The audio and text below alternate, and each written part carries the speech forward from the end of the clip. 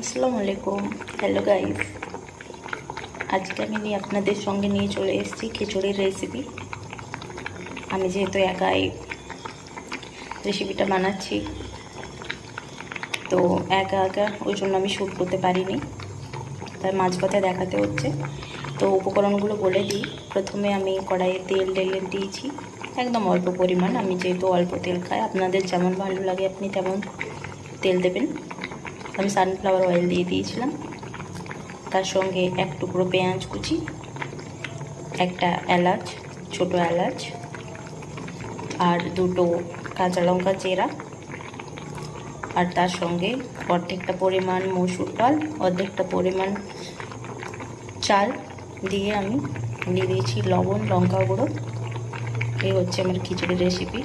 ভালো লাগলে শেয়ার করতে, কমেন্ট করতে আর লাইক করতে যেন একদম ভুলবেন না।